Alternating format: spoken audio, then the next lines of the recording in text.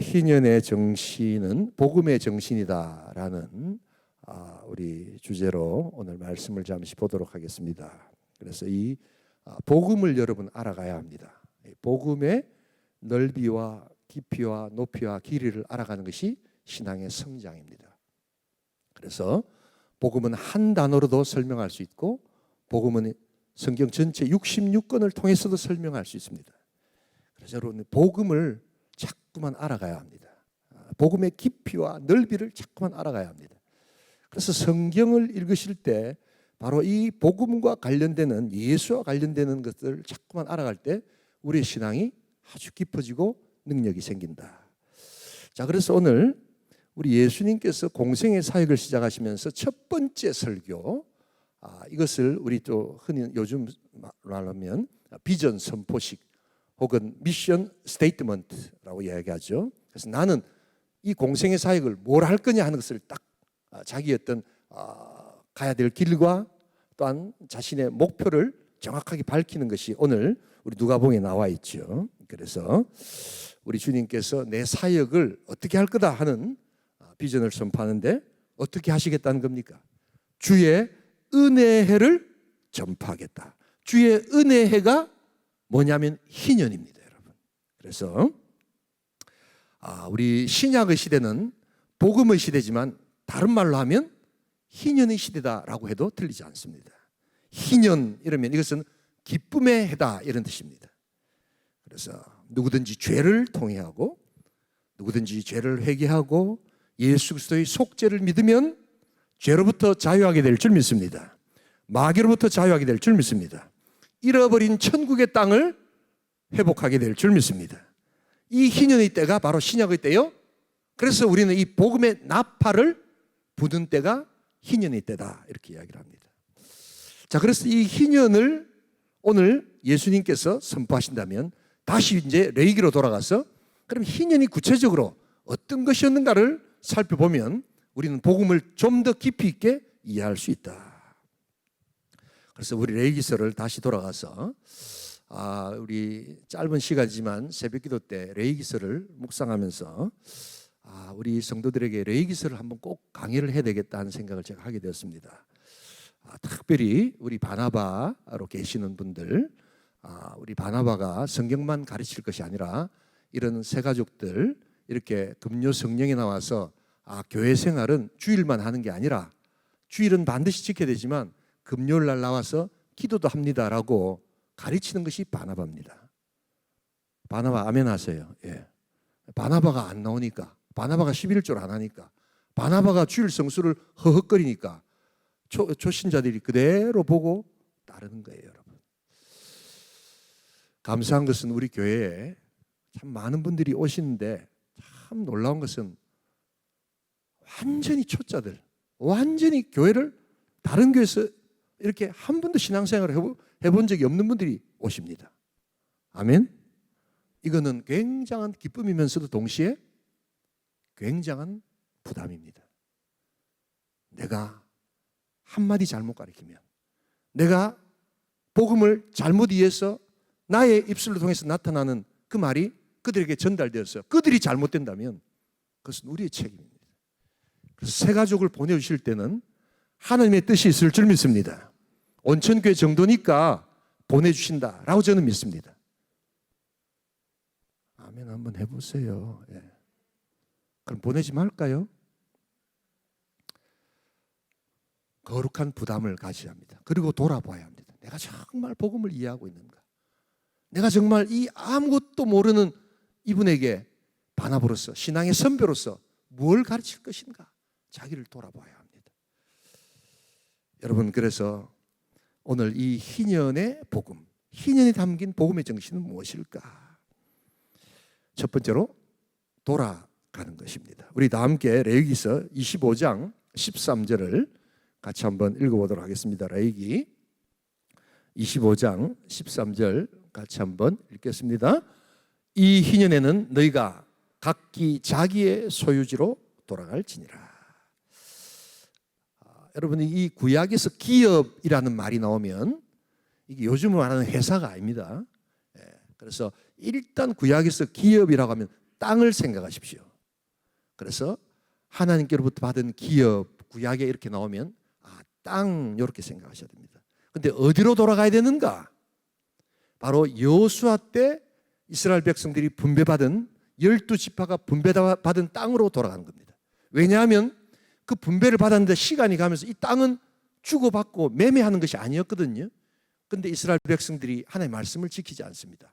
그리고 살다 보니까 살기 어렵고 힘드니까 돈을 받고 땅을 어떻게 하는 겁니까? 주고받아가지고 원래 땅의 모습과 많이 바뀌어 있었던 거예요. 그런데 희년이 되면 좋다. 그것을 인정해 줄 테니까 다시 원래대로만 돌아가라 라고 이야기하는 겁니다. 원래대로의 땅 한번 보시기 바랍니다. 네. 사진 한번 올려주세요. 예. 저겁니다. 많이 보셨던 땅입니다. 저 땅이 원래 땅이라는 겁니다.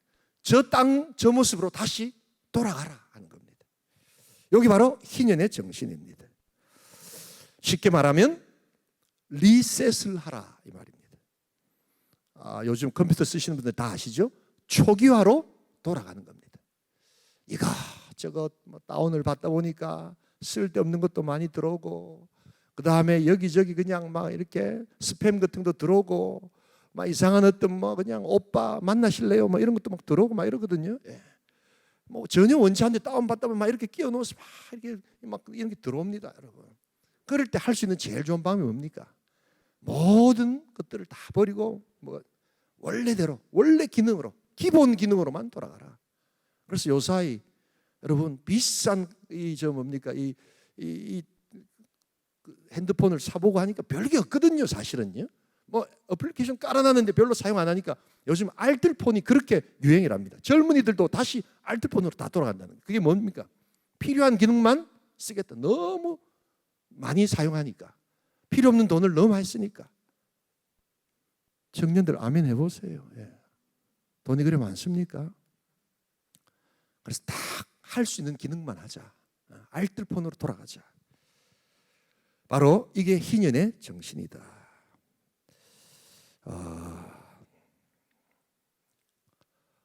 그런데 이 50년이 굉장히 길잖아요. 옛날에는 수명이 이렇게 길지 않았거든요. 그래서 이 희년을 경험 못 해보고 돌아간 사람도 있었습니다. 그래서 중간에 다시 돌릴 수 있는 기능이 하나 있었습니다. 그게 뭐냐면 땅을 무른다라고 이야기합니다. 그래서 기업을 무르는 사람이 나오면 50년이 안 됐는데도 땅을 원위치로 돌릴 수 있다 없다? 있었다는 겁니다. 우리 보아스가 바로 룻과 보아스 이야기 때 보아스가 뭐 하는 사람입니까? 기업을 무를 자로 나타납니다. 여기 꼭 50년이 안 돼도 내가 기업을 무르겠습니다 하면 다시 원위치로 돌릴 수 있었다는 겁니다. 이걸 바로 그래서 고엘이다 들어보셨죠? 그래서 이 50년, 이게 바로 이제 고엘이 없으면 50년 되면 다시 다 원위치로 돌리는 겁니다. 그래서 이 희년을 우리 에스겔서에서는 어떻게 표현하고 있는가? 우리 46장 17절 같이 한번 읽어보도록 하겠습니다. 에스겔서 46장 17절 같이 읽겠습니다. 군주가 만일 그 기업을 한 종에게 선물로 준즉 그 종에게 속하여 희년까지 이르고 그 후에는 군주에게로 돌아갈 것이니 군주의 기업은 그 아들이 이어받을 것입니다. 여기 군주라고 하면 왕이 아니라 주인 이렇게 생각하시면 됩니다. 주인이 땅을 줬는데 종에게 희년이 되면 어떻게 한다고요? 다시 돌아가서 그것이 누구에게도 돌아간다고요? 아들한테로 돌아간다. 그런데 중간에는 바로 기업 물을 자가 나타나면 언제든지 다시 돌릴 수가 있다. 여러분, 그런데 이것이 신약에 오면 이제 땅이 영적인 것으로 바뀝니다. 그래서 이 희년의 복음의 능력은 이제 예수 그리스도께서 주시는 팔복에서 또한 조금 나타납니다. 우리 팔복 중에 마태복음 5장 8절 한번 읽어볼까요? 함께 읽겠습니다. 마음이 청결한 자는 복이 있나니 그들이 하나님을 볼 것이며, 그 다음에 한번 볼까요? 또 볼까요? 마음이 온유한 자를 한번 내주십시오. 마음이 온유한 자는 땅을 기업으로 받을 것이며, 같이 읽겠습니다. 온유한 자는 복이 있나니 그들이 땅을 기업으로 받을 것이며. 이 희년의 정신이 팔복이 오면 영적인 것으로 바뀐다. 그래서 이 복음의 정신은 돌아가는 것이다. 원위치로 가는 것이다. 여러분, 이 돌아감의 능력이 있기를 소원합니다.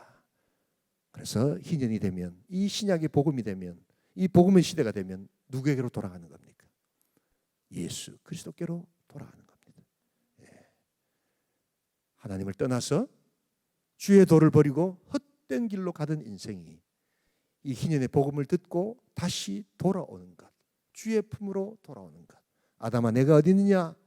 우리 타락한 인생들을 향해서 찾아오시는 그 하나님의 음성 앞에서 내가 여기 있나이다 하고 다시 돌아가는 바로 그것이 희년의 정신이요.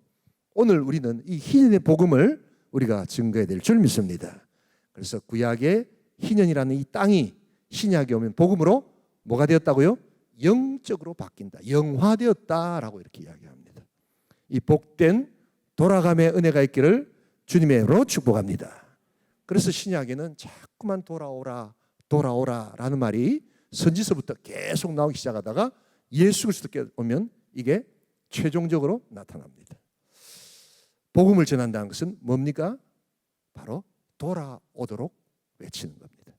주님께로 돌아오도록 외치는 겁니다. 이 희년의 복음을 증가할 수 있기를 주님의로 축복합니다.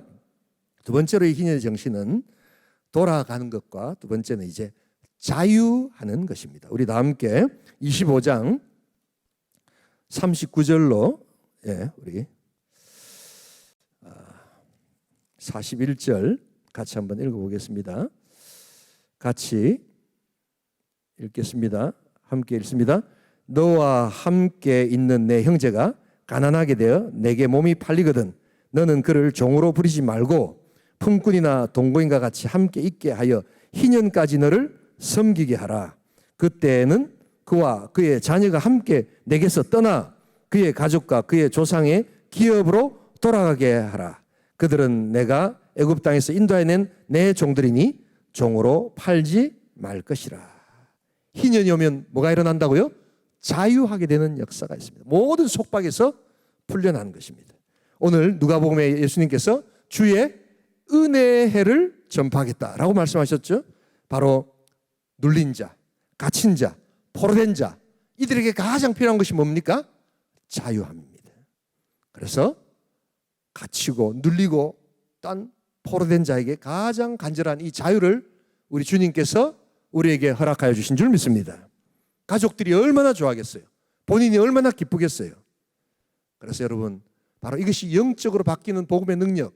그래서 죄와 사단과 율법에서 우리가 자유하게 되는 복음의 복된 역사가 있기를 소원합니다. 그래서 우리 요한복음 8장 32절에서 현장에서 가늠하다 잡힌 여인에게 우리 주님께서 말씀하시죠. 정말 저는 이 단어 때문에 예수를 믿었고 이 단어 때문에 지금도 예수를 믿고 있고 이것 때문에 저는 예수를 사랑합니다. 함께 우리 읽어보겠습니다. 진리를 알지니 진리가 너희를 자유롭게 하리라. 자유롭게 하리라. 저는 감옥에 가본 적은 없습니다. 그런데 감옥은 아니지만 약간 감옥과 유사한 곳이 있습니다. 요즘 군대는 어떤 군대인지 모르겠는데 우리 여자 성도들에게 죄송합니다만 또 군대 이야기를 조금 하겠습니다. 뭐 군대 이야기보다 군대 갔다 온 사람의 이야기입니다. 제가 86년도 1월 16일 날 제대를 했습니다. 2년 7개월 약 한 31개월 정도 우리는 거의 한 3년을 군대 생활을 했거든요. 요 사이는 보니까 뭐 1년 반도 채 안 하더라고요. 근데 저희들 한 31개월 제가 교련 학교 다닐 때 군사 교육을 좀 받았기 때문에 혜택을 좀 받았습니다. 그래서 우리 2년 거의 한 몇 개월 정도를 했는데요. 지금도 제가 기억납니다. 제가 파주라고 하는 곳에서 군 생활을 했는데 거기서 이제 기차를 딱 타고 쭉 오면 파주역에서 이제 막 빵빠레를 불러줍니다. 막 이렇게 하고는 기차를 타면 문산을 지나가지고 지금 일산 이런 데가 지금은 어마어마한 아파트가 이렇게 들어와 있지만 그때는 다 이렇게 이 농지였어요. 그래가지고 쭉 지나오면 그 일산이 그때도 보면은 신촌에서 이렇게 이화여대 그 다음에 거기 뭐 연세대학교 이렇게 대학들이 있거든요. 그 애들이 거기 와가지고 막 미팅하고 그 다음에 막 이렇게 떠들고 놀고 하는 때였습니다. 우리는 군인들이라 가지고 그거 쳐다보고 있고 막 이랬거든요. 그런 게 쫙 지나가서 이제 서울역에 딱 도착을 하는데 서울역 본역이 아니고 서부역이라는 것이 있습니다. 우리를 말하면 부산 진역 같은데 거기서 이제 딱 내려줍니다. 그때부터 이제는 완전히 뭡니까 이제 자유하게 되는 겁니다. 제대로 하는데 그때 제 기분을 말할 수가 없더라고요. 야, 내가 제대로 했구나. 이제 진짜 모든 걸 얻은 것 같더라고요. 내가 그 누구에도 이제는 이야기하지 않고 내 마음대로 다닐 수 있겠구나. 군대는 그게 안 되거든요. 철저히 보고해야 되고 조금만 움직여도 상관에게 보고해야 되고 다 통제를 받고 이랬는데 1월 16일 딱 됐는데 야, 서부역에서 이제는 딱 나가라고 하는데 얼마나 기쁜지 모르겠더라고요. 진짜 그냥 그때 기분 아직까지도 생각이 납니다. 야, 이제 나는 이제 군대로부터 자유하는구나. 예. 근데 조금 있다 보니까 예비군 훈련 또 오라 하더라고요 보니까. 예. 그래서 요 구서동에 지금은 이 구서동에 아파트가 쭉 들어있는데 저기가 다 예비군 훈련장이었습니다, 여러분. 그래가지고 거기서 막 총도 쏘고 막 이랬는데요. 타이완에 우리 이번에 대만 선교를 갑니다. 좋은 말 하실 때 많이 순종하셔가지고 30명이나 가게 되었습니다. 얼마나 감사한지 모릅니다. 타이완과 관련되는 자료들을 요사이 틈만 나면 제가 읽어봅니다. 한 번도 제가 가본 적이 없기 때문에 대만이라는 곳은 어떤 곳인가 아주 이렇게 관심 있게 봅니다. 근데 하나 알게 됐습니다. 타이완의 많은 젊은이들이 중국과 중국 본토와 하나 되는 것을 젊은 사람들이 다 반대하고 있더라고요. 여러분 중국도 요새는 굉장히 잘 살잖아요.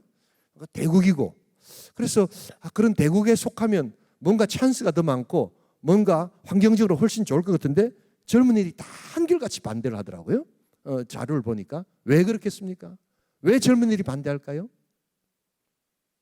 그들이 이미 자유가 어떤 것인지 알았기 때문입니다.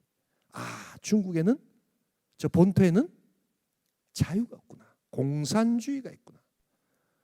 그래서 말 한마디면 정말 그 엄청난 2천만 명이라는 상해 모든 시민들이 2천만 명이 주석의 말 한마디에 한 달 동안 꼼짝도 못하도록 만드는 그러한 체제, 그게 바로 공산주의거든요.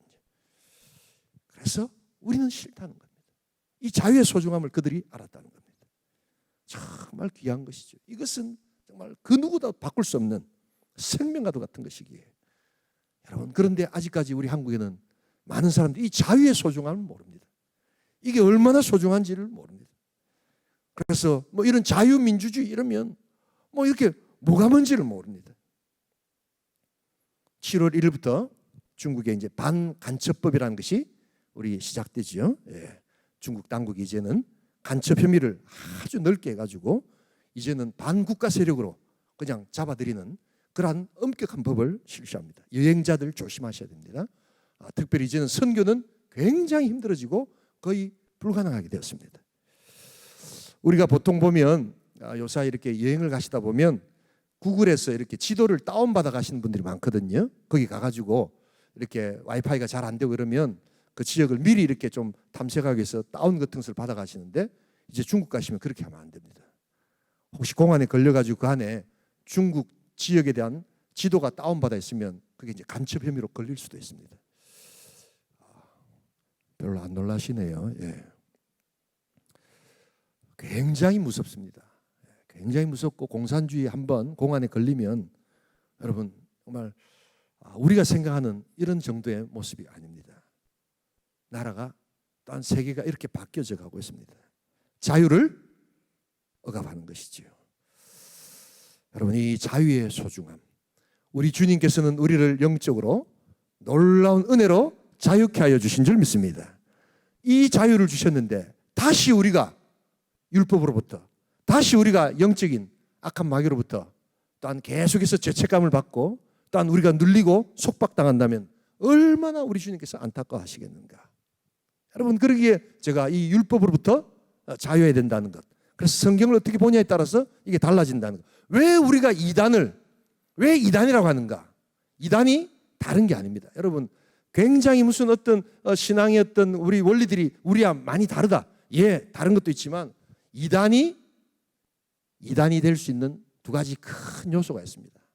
하나는 사람에게 분노를 가리키고 하나는 죄책감을 가리키기 때문입니다. 계속해서 그래서 주로 이제 기존의 교회, 기존의 체제에 대해서 계속해서 분노를 일으키게 합니다. 네. 그리고 그 다음에 자기가 뭔가를 하지 못했던 기준에 이끌지 못했던 것에 대한 죄책감을 가지고 계속해서 가스라이팅을 합니다.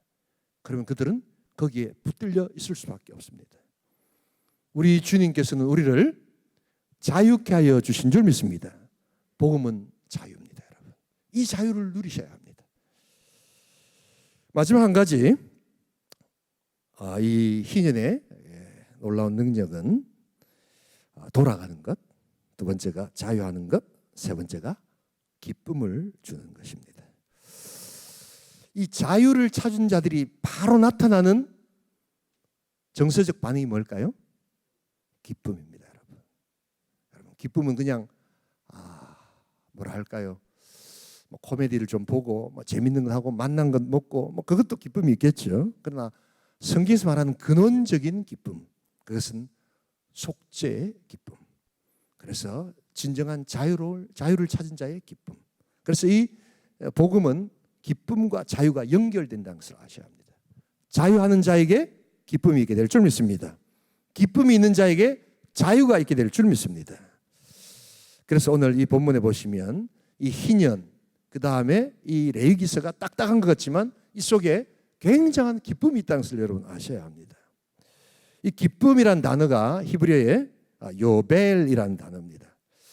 이 요벨에서 주빌레라는 단어가 나왔고 이 주빌레가 희년, 기쁨이라는 단어입니다. 그런데 이 요벨이 또 다르게 쓰이는 경우가 있습니다. 똑같은 단어인데 문장 안에서 기쁨이라고 쓰이지만 또 다른 언어로 쓰이는데 이게 뭐냐면 양강나팔을 요벨이라고 합니다.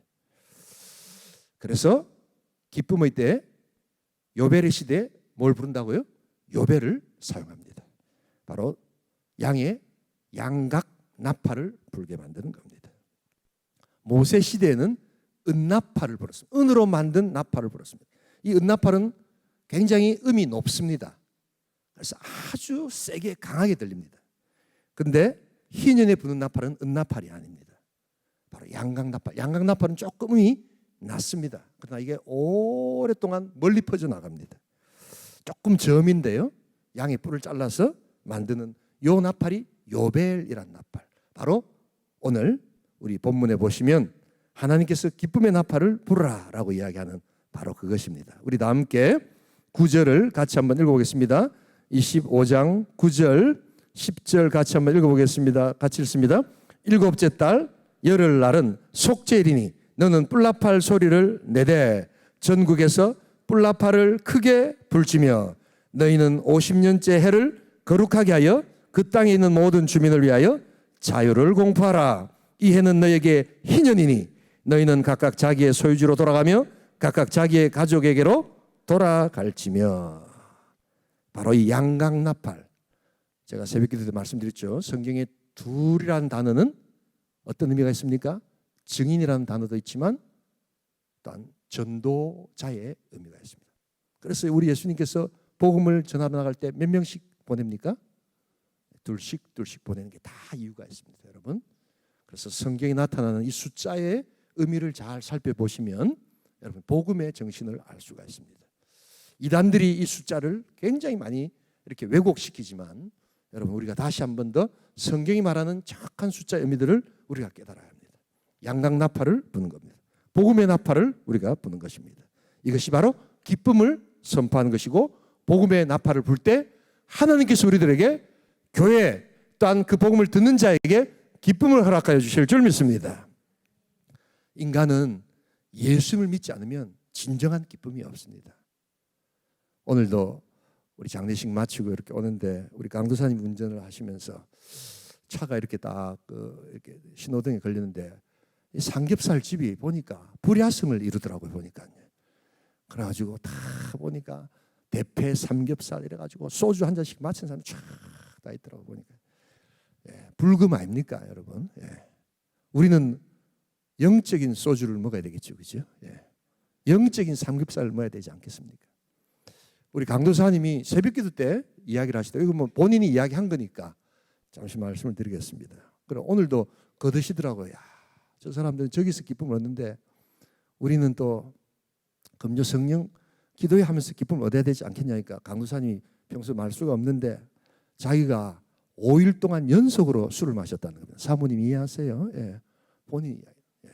그러면서 그때도 새벽기도 때 목사님 근데 제가 기쁨이 없었습니다. 그러더라고요. 예. 그렇게 술을 마시고 해도 제가 기쁨이 없었습니다. 예수 믿고 나니까 기쁨이 생기는 거죠. 예. 그래서 예수 잘 믿는 사람들의 첫 번째 특징이 죄의 속박으로 벗어나는 기쁨입니다. 나에게 내가 신앙생활에서 기쁨을 누려본 적이 있는가? 이것은 죄로부터 속박되는 그러한 그것에서 풀려나는 능력에서 오는 딴 기쁨이 될 줄 믿습니다. 여러분들께서도 아마 진정한 기쁨을 찾으신 분들이 있을 겁니다. 저 역시 마찬가지였습니다. 저는 굉장히 비관적이고 염세적인 그러한 사고를 가진 사람이었습니다. 정말 기쁨을 찾을 수가 없었습니다. 그러나 제가 예수를 믿고 하나님의 능력을 알았을 때 얼마나 감사한지. 그래서 제가 시간만 나면 기도원 찾아다니면서 찬송 부르고 하는데 얼마나 감사한지 몰라요. 그런데 어느 날 갑자기 보니까 이제는 기도원도 다 사라지고 기도도 안 하고 하는데 우리 금요 성령 기도회가 우리의 영적 기쁨을 딴 누리는 복된 기도의 날이 기도의 시간이 기도의 장소가 될 수 있기를 소원합니다. 그래서 정말 예수 믿고 여러분 새가족들을 자꾸만 여기 오게 만들어야 됩니다. 우리 바나바 새가족 위원들 여러분 금요일날 우리 기도해야 됩니다. 이제 예수 믿고 나와서 진정한 찬송과 기쁨이 무엇인지를 또한 같이 누려야 됩니다라고 이야기하셔야 됩니다. 아멘 하시기 바랍니다. 천천히 하이소 천천히 11조도 천천히 하고 금요일날 바쁘시면 있다가 천천히 하이소. 여러분 그게 얼마나 새가족 처음 예수 믿는 사람들을 죽이는 것이라는 걸 여러분 아셔야 합니다. 진정한 기쁨은 하나님께서 주시는 믿음 안에서 정말 찬양과 그래서 세상에서 금요일 날은 정말 소주로 삼겹살로 기쁨을 얻었던 자들이 이제 진정한 기쁨과 능력이 무엇인가를 이렇게 나와서 깨달을 수 있도록 여러분들이 강권해야 합니다. 여러분 뭘 강권할 것인가? 뭘 이야기할 것인가? 내가 기쁨이 없다고 여러분 모든 사람들이 기쁨이 없다라고 말하시면 안 됩니다. 우리 주님께서 주시는 능력이 있게 될 줄 믿습니다. 하나님께서 우리 하늘이를 통하여 역사하시잖아요. 하늘이가 딱 시간 되면 와가지고 저보고 8시 30분에 시작하시죠? 이럽니다. 물어보세요. 예. 가르쳐 준 적도 없고 우리가 뭘 하라고 한 적도 없습니다. 하나님께서 역사하시면 딱 앉아가지고 목사님이 설교하실 거죠? 다 이럽니다. 아마 제가 설교 안 하면 안 오겠다는 건지. 예. 여러분 놀랍지 않습니까? 복음이 이렇게 들어간다는 것을 여러분 믿으십니까? 하나님께서 역사하시는 겁니다. 마지막으로 우리가 한 가지 기억하십시다. 그런데 이 희년은 놀랍게도 지켜지지 않았습니다. 희년을 지키려면 굉장한 믿음이 필요했습니다. 77, 49니까 그 7번째가 안식년이 되는 거죠. 그리고 그 다음에가 단 50년째가 희년이 되니까 48년째, 49년째, 50년째 먹을 것을 다 만들어내야 했습니다. 3년을 아무것도 안 하고 만들어내는, 물론 48년째는 이제 경작을 하지만 그 다 포함해서 한 3년 정도를 하나님께 올려드리는 믿음이 필요했습니다. 그래서 이스라엘 백성들이 희년을 지키지 않았습니다. 우리 예수님께서 그러기에 이제 구원사역을 시작하시면서 진정한 희년은 또한 물리적인 어떤 시간의 개념이 아니라 영적인 개념, 바로 죄의 속박으로부터 속죄로부터 나오는 진정한 희년을 지킬 때 이루어진다라고 이야기합니다. 우리가 희년을 지킬 수 있을까요? 없을까요? 지킬 수 있습니다. 구약에서 지킬 수 없었던 그 희년을 우리는 지킬 수 있습니다. 그래서 여러분, 이 희년을 가지고 이런 영적인 개념으로 이해하지 않고 이걸 가지고 토지 공개념으로 사용하는 그러한 사람들이 있습니다. 그것은 매우 잘못된 것입니다. 그 의도는 좋지만 근본적으로 성경에서 말하는 이 희년은 언약 백성을 향한 하나님의 약속입니다. 그리고 이것은 궁극에는 예수를 믿으라는 예표이지, 이걸 가지고 오늘 우리 시대에 공산주의를 대적하는 어떤 토지 공개념으로 사용한다는 것, 이것은 반드시 실패할 수밖에 없는 그러한 역사라는 것을 잊지 말아야 합니다. 토지 공개념 이야기는 나중에 한번 하도록 하겠습니다. 중요한 것은 예수를 믿는 기쁨이 우리에게 있기를 주님의 이름으로 축복합니다. 희년의 나팔은 복음을 외치는 것이지 무슨 토지 공개념을 가지고 땅을 이야기하는 것이 아니다라는 것을 알아야 합니다. 그래서 예수를 잘 믿고 예수 복음을 전할 때 우리는 이미 희년을 어떻게 하는 겁니까? 선포하는 것이고 희년을 지키는 것이다. 우리는 희년을 잘 지킬 수 있습니다. 왜냐하면 예수를 사랑하면 그것이 바로 희년의 기쁨으로 출발하는 것입니다. 우리 온천교회가 이 영적 희년을 지킬 수 있기를 소원합니다. 이 기쁨을 증가할 수 있기를 소원합니다. 오늘 우리 이러한 마음 가지고 이제 우리 한번 기도하기를 소원합니다.